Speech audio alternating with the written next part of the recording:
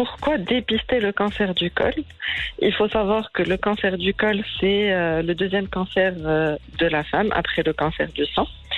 Et le col de l'utérus ne va s'exprimer et ne va donner des signes en faveur d'un cancer installé qu'après plusieurs années. D'accord. Donc, la première cellule cancéreuse ne va apparaître qu'au bout de 10 ans.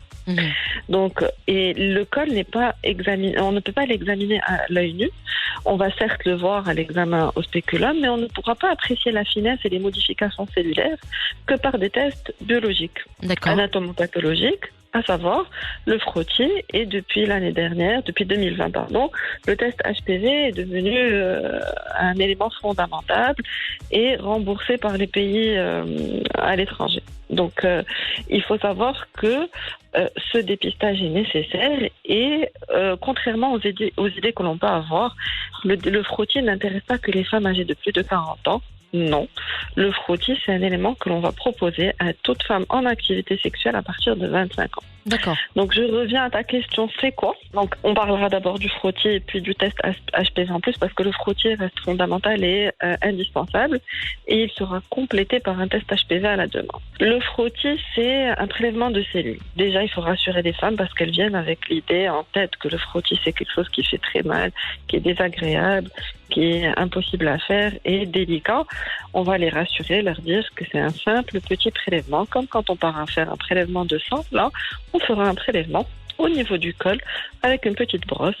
Le but, comme on l'a dit tout à l'heure, c'est dépister les lésions précancéreuses ou parfois cancéreuses déjà installées du col de l'utérus, mais pas uniquement. Parfois, ça nous permet de nous renseigner sur le climat hormonal chez la femme et éventuellement poser le diagnostic d'une infection courante.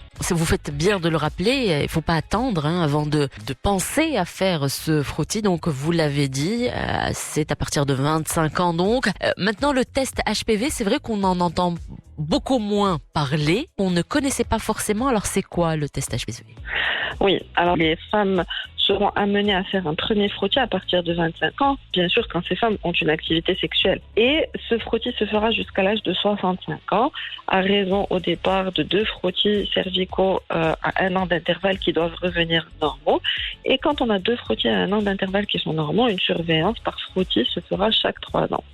Le rythme de surveillance va varier, bien sûr, en fonction des différents résultats. D'accord. Et c'est là qu'on sera parfois amené à faire un test HPV. On peut avoir le test HPV, c'est quoi? Le test HPV a pour but de rechercher une infection par le human papillomavirus, qui est à l'origine des cellules cancéreuses du col de l'utérus, du vagin, de l'anus ou de la bouche chez certaines patientes. Et c'est un virus qui est sexuellement transmissible, d'où l'importance du test HPV. Ce test HPV sera également fait chez la femme ou la jeune fille qui a des verrues génitales, parce que l'HPV est également à l'origine des verrues génitales. Il existe une centaine de tests HPV, il existe une centaine de types de virus HPV, donc on les a numérotés, mais ils ne sont pas tous à l'origine de cancer. Donc certains ont un potentiel oncogène, à savoir le 16, 18, 31, 33, 36, ça c'est les plus méchants. Et certains vont plus donner des verrues génitales bénignes.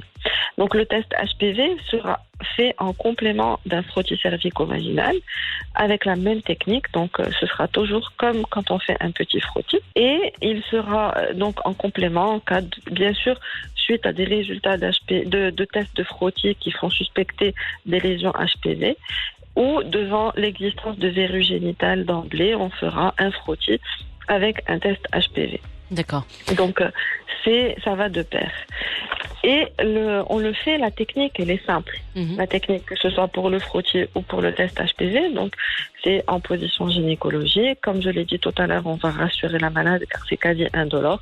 C'est certes désagréable car on est toujours un petit peu gêné en allant chez le gynécologue, mais on doit se sentir en confiance.